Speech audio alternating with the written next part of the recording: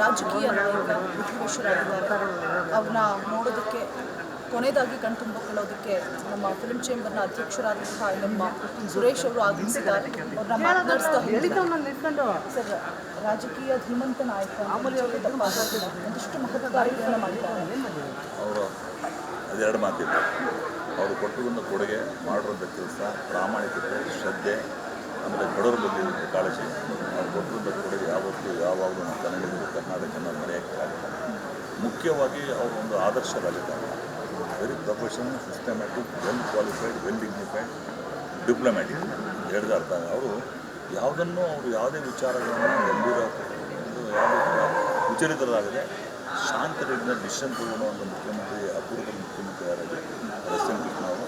ಅದಕ್ಕೆ ಮೂಲ ಕಾರಣ ಒಂದು ಎಕ್ಸಾಂಪಲ್, ನಮ್ಮ ರಾಜ್ಕುಮಾರ್ ಅವರು ಅಪಹರಣ ಆದ 108 ಕಾಲ ಅವರು ತೆಗೆದುಕೊಂಡ ನಿರ್ಧಾರ, ಆಮೇಲೆ ಶಾಂತ ರೀತಿಯಿಂದ ಕರ್ನಾಟಕದ ಉದ್ಯೋಗಗಳು ರಾಜಕೀಯ ಅಭಿಮಾನಿಗಳ ಮಹಾಪೂರ ಅವರು ವೀರಪ್ಪನಂತ ಅಪಹರಣ ಮಾಡಿದಾಗ ಅವರು ತಗೊಂಡು ಅವರ ಕಾರ್ಯಚಟುವಟಿಕೆಗಳು ಯಾವ ಥರ ಡಿಸಿಷನ್ ತೊಗೊಂಡ್ರು, ಯಾವುದೇ ಥರ ಎಲ್ಲೂ ಥರ ದಂಗೆ ಗಲಾಟೆ ದುಂಬಿ ಆಗದಂಗೆ ಮಾಡಿರುವಂಥ ವ್ಯಕ್ತಿ ಅವರು.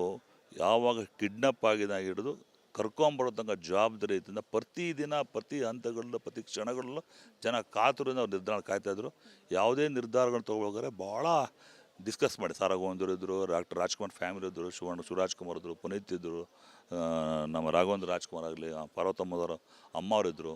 ಎಲ್ಲರೂ ಕೂಡ ಒಡನಾಟ ಮಾತುಕತೆ ಆಡಿ ಡಿಸಿಷನ್ ತೊಗೊಂಡು ಯಾವುದೇ ಥರದ ಗಲಭೆಗಳಿದ್ದಂಗೆ ಅವ್ರು ಕರ್ಕೊಂಬಂದು ಕರ್ಕೊಂಬಂದು ಬಿಡೋ ಜವಾಬ್ದಾರಿ ಇದೆಲ್ಲ ಯಾವತ್ತು ಯಾವಾಗಲೂ ಕನ್ನಡಿಗರ ಜನ ಕನ್ನಡಿಗರ ಮನೆಗಳಲ್ಲೇ ತಲುಪಿ ಯಾರೋ ಕೆಲಸ ಮಾಡಿದಂದ್ರೆ ಎಸ್ ಎಂ ಕೃಷ್ಣ ಅಂತ ಹೇಳೋಕ್ಕೆ ತಪ್ಪಾಗಲಾರದು. ಅಂಥ ಒಂದು ಪ್ರಬುದ್ಧವಾದ ರಾಜಕಾರಣಿ ಇವತ್ತು ಕಳ್ಕೊಂಡಿರೋದು. ನಮ್ಮ ಚಿತ್ರರಂಗೂ ಕೂಡ ಭಾಳ ಅಪಾರವಾದ ಸೇವೆ ಮಾಡಿದ್ದಾರೆ. ಅವರು ಯಾವತ್ತು ಯಾವಾಗಲೂ ಯಾರಿಗೆ ಏನು ಕೇಳಿದ್ರು ಸರಿಯಾದಿದ್ದರೆ ಮಾತ್ರ ಮಾಡುವಂಥ ಪ್ರವೃತ್ತಿ ಉಳ್ಳರು. ಅಂಥ ವ್ಯಕ್ತಿ ಕಳ್ಕೊಂಡು ನಮ್ಮ ರಾಜ್ಯಕ್ಕೆ, ರಾಷ್ಟ್ರಕ್ಕೆ, ರಾಷ್ಟ್ರ ಮಟ್ಟದಲ್ಲೂ ಕೂಡ ವಿದೇಶಾಂಗ ಸಚಿವರಾಗಿ ಅಂತಾರಾಷ್ಟ್ರೀಯ ಮಟ್ಟದಲ್ಲಿ ನಮ್ಮ ದೇಶದ ಛಾಪನ್ನು ಮೂಡಿಸುವಂಥ ಮುಖ್ಯಮಂತ್ರಿ ಅವರು ಅಪೂರ್ವವಾದ ಮುಖ್ಯಮಂತ್ರಿ. ಅಂಥ ಒಂದು ರಾಜಕಾರಣಿ ಕಳ್ಕೊಂಡದ್ದು ನಮಗೆ ತುಂಬ ನಷ್ಟ. ಅವರ ಕೊಡುಗೆ ಅಪಾರವಾದ. ಅದು ಕೊಟ್ಟಿರೋ ಕೊಡುಗೆನ ನಿರಂತರವಾಗಿ ಮಾಡ್ಕೊಳ್ಳೋಕೆ ಇನ್ನೂ 100 ವರ್ಷಗಳು ಮಾಡೋವಂಥ ಆದರ್ಶಗಳನ್ನು ಬಿಟ್ಟೋಗಿದ್ದಾರೆ. ಒಂದು ಆದರ್ಶಗಳ ಪರಿಪಾಲನೆ ಮಾಡುವಂಥ ಧರ್ಮ ನಮ್ಮದು. ಅದನ್ನು ಮಾಡುವಂಥ ಕರ್ತವ್ಯ ನಮ್ಮ ಇತ್ತಿನ ರಾಜಕಾರಣಿಗಳು ಮಾಡಲಿ ಅಂತ ಹೇಳ್ತಾ ಮತ್ತೊಮ್ಮೆ ಅವರಿಗೆ ಚಿತ್ರೋದ್ಯಮ ಪರವಾಗಿ, ನಿರ್ಮಾಪಕ ಸಂಘ ಪರವಾಗಿ, ವಾಣಿಜ್ಯ ಮಂಡಳಿ ಪರವಾಗಿ ಅವರಿಗೆ ಆತ್ಮಕ್ಕೆ ಶಾಂತಿ ಕೋರೋಣ. ನಾವು ಕೂಡ ಅವ್ರ ಕಂಪ್ನಿ ಫ್ಯಾಮಿಲಿ ಜೊತೆ ಇದ್ದೀವಿ ಅಂತ ಹೇಳೋಕ್ಕೆ ಇಷ್ಟಪಡ್ತೀನಿ. ಸರ್, ಇನ್ನೊಂದು ಪ್ರಶ್ನೆ. ಅವರು ರಾಜ್ಕುಮಾರ್ ಅವರು ಅಪಹರಣ ಆದಂತಹ ಸಂದರ್ಭದಲ್ಲಿ 108 ದಿನಗಳ ಕಾಲ ಹಗಲು ರಾತ್ರಿ ನಿದ್ದೆನೇ ಮಾಡಿರಲಿಲ್ವಂತೆ. ಅವ್ರನ್ನ ಕರೆತರಿಸಬೇಕು ಅನ್ನುವಂಥ ಒಂದು ದೃಢ ನಿರ್ಧಾರದಿಂದ ನೀವು ಅವ್ರನ್ನ ಹತ್ತಿರದಿಂದ ನೋಡಿದ್ದೀರಾ? ನಾನು ಭಾಳ ಹತ್ತಿರದಿಂದ ನೋಡಿದ್ದೀನಿ. ರಾಜ್ಕುಮಾರ್ ಅವರು ಅಂಥ ವ್ಯಕ್ತಿ, ಅವರು ದೇವರು ಅಂತೆ. ನಾವು ಕಂಡಂಥ ಕಲಿಯುಗದ ದೇವರು ಯಾರಿದೆ ರಾಜ್ಕುಮಾರ್. ಯಾರೇ ನಿರ್ಮಾಪಕರು ಮನೆ ಹತ್ರ ಬಂದರೆ, ಮನೆ ಬಾಗಿಲಿಗೆ ಬಂದರೆ ಆ ಮನೆ ಒಳಗೆ ಬಿಟ್ಟು ಹೊರಗಡೆ ತಂಗ ಬಾಗಿಲಲ್ಲಿ ಬಿಟ್ಟು ನಮ್ಮಂಥವ್ರಿಗೆ ನಾವು ಯಾರು ಲೆಕ್ಕ? ಅಂಥ ಒಂದು ಅಪರೂಪದ ವ್ಯಕ್ತಿಗೆ ಅವರು 108 ದಿನಗಳ ಕಾಡಲ್ಲಿ ಇರೋ ಮೂಲ ಕಾರಣ ಅವ್ರ ಆರೋಗ್ಯ.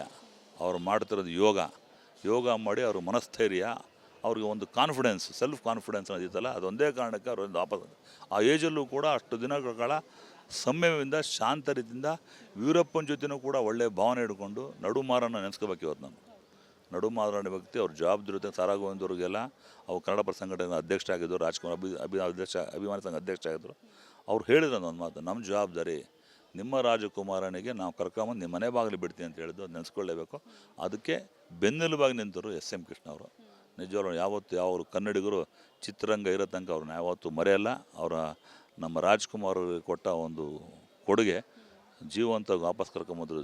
ಇದು ಏನಾರ ಒಂದು ಇದು ಕ್ರೆಡಿಟ್ ಕೊಡಬೇಕಂದ್ರೆ ಅವರೇ ಕೊಡೋದು. ರಾಜಕೀಯ ನಾಯಕ ವಿಧಿವಶರಾಗಿದ್ದಾರೆ.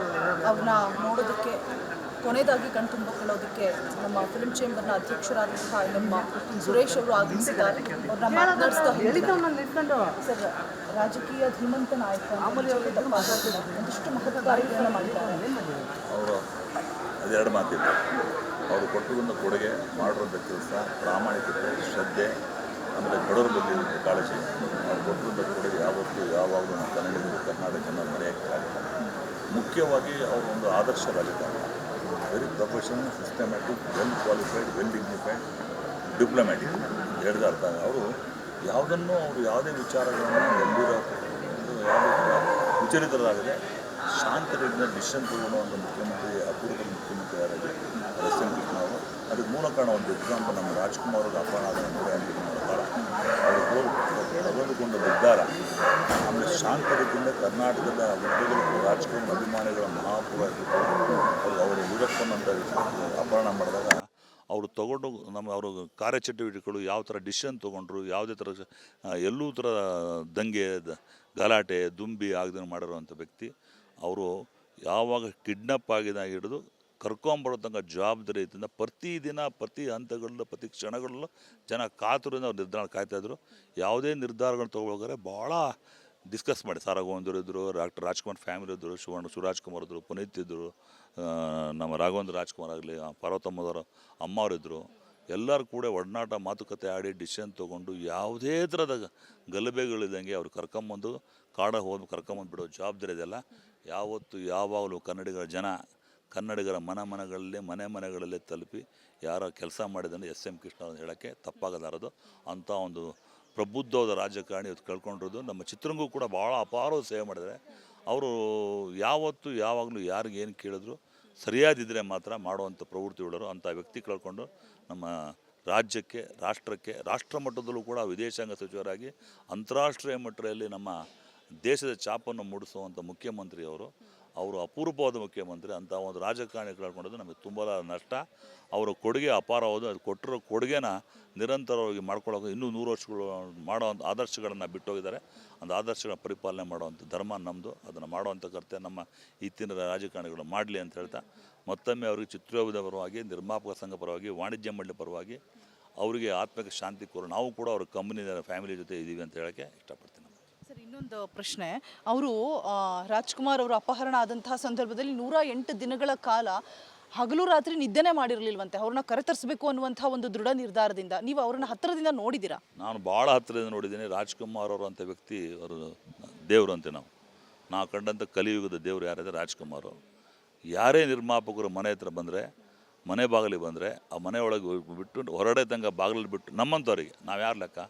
ಅಂಥ ಒಂದು ಅಪರೂಪದ ವ್ಯಕ್ತಿಗೆ ಅವರು 108 ದಿನಗಳ ಕಾಡಲ್ಲಿ ಇರೋ ಮೂಲ ಕಾರಣ ಅವ್ರ ಆರೋಗ್ಯ, ಅವ್ರು ಮಾಡ್ತಿರೋದು ಯೋಗ ಮಾಡಿ ಅವ್ರ ಮನಸ್ಥೈರ್ಯ, ಅವ್ರಿಗೆ ಒಂದು ಕಾನ್ಫಿಡೆನ್ಸ್, ಸೆಲ್ಫ್ ಕಾನ್ಫಿಡೆನ್ಸ್ ಅನ್ನೋದಿತ್ತಲ್ಲ, ಅದೊಂದೇ ಕಾರಣಕ್ಕೆ ಅವರೊಂದು ಆ ಏಜಲ್ಲೂ ಕೂಡ ಅಷ್ಟು ದಿನಗಳ ಕಾಲ ಸಂಯಮದಿಂದ ಶಾಂತ ರೀತಿಯಿಂದ ವೀರಪ್ಪನ ಜೊತೆನೂ ಕೂಡ ಒಳ್ಳೆಯ ಭಾವನೆ ಹಿಡ್ಕೊಂಡು ನಡುಮಾರನ್ನು ನೆನೆಸ್ಕೋಬೇಕು. ಇವತ್ತು ನಾನು ನಡುಮಾರಣ ವ್ಯಕ್ತಿ, ಅವ್ರ ಜವಾಬ್ದಾರಿ ಸಾರಾಗೋವಿಂದವ್ರಿಗೆಲ್ಲ ಅವ್ರು ಕನ್ನಡ ಸಂಘಟನೆ ಅಧ್ಯಕ್ಷರಾಗಿದ್ದರು, ರಾಜ್ಕುಮಾರ್ ಅಭಿಮಾನಿ ಸಂಘ ಅಧ್ಯಕ್ಷರಾಗಿದ್ದರು.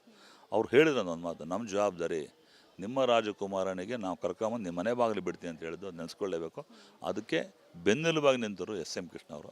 ನಿಜವಾಗ್ಲೂ ಯಾವ ಕನ್ನಡಿಗರು ಚಿತ್ರರಂಗ ಇರೋ ತನಕ ಅವ್ರನ್ನ ಯಾವತ್ತೂ ಮರೆಯಲ್ಲ. ನಮ್ಮ ರಾಜ್ಕುಮಾರ್ ಕೊಟ್ಟ ಒಂದು ಕೊಡುಗೆ ಜೀವಂತ ವಾಪಸ್ ಕರ್ಕೊಂಬಂದ್ರು. ಇದು ಏನಾರ ಒಂದು ಇದು ಕ್ರೆಡಿಟ್ ಕೊಡ್ಬೇಕಂದ್ರೆ ಅವರೇ ಕೊಡೋದು. Thank you sir. ಒಂದಷ್ಟು ವಿಚಾರಗಳನ್ನು ಹಂಚ್ಕೊಂಡ್ರಿ. ಹಾಗೆ ಒಂದು ದೊಡ್ಡ ಲಾಸ್ ಅಂತಲೂ ಕೂಡ ಹೇಳ್ತಾ ಇದ್ದೀರಾ. ತುಂಬ ಹತ್ತಿರದಿಂದ ನೋಡಿದಂತಹ ವ್ಯಕ್ತಿ ನೀವು. ಧನ್ಯವಾದ ಸಾಕಷ್ಟು ವಿಚಾರಗಳನ್ನು ಹಂಚ್ಕೊಂಡಿದ್ದಕ್ಕೆ. ಇದಿಷ್ಟು NM ಸುರೇಶ್ ಅವರ ಮಾತಾಗಿತ್ತು ಅಂತ ಹೇಳ್ತಾ ಕ್ಯಾಮ್ರಾ ಪರ್ಸನ್ ಹರಿಪ್ರಸಾದ್ ಜೊತೆ ರೋಜಾ ಮನು ಪಾಟೀಲ್, ರಿಪಬ್ಲಿಕ್ ಕನ್ನಡ, ಬೆಂಗಳೂರು.